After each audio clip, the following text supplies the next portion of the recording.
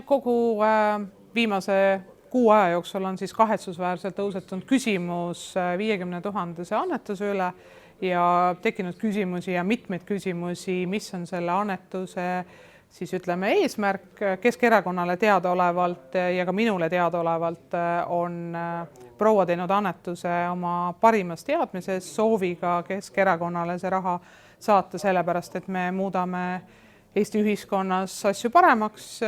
Ta on seda ka korduvalt nii mulle kui peasekretärile selgitanud, aga kuna prokuratuur täna siis selgitas, et tal on tekkinud küsimusi nii annetuse eesmärgist kui võimalikest muudest sellega siis ütleme piirnevatest küsimustest, siis on kindlasti hea, kui me saame ka siin vastuseid. Nii et Keskerakond on igasuguseks koostööks loomulikult valmis ja siit kohalt teha siis ka tulevikuks järeldusi.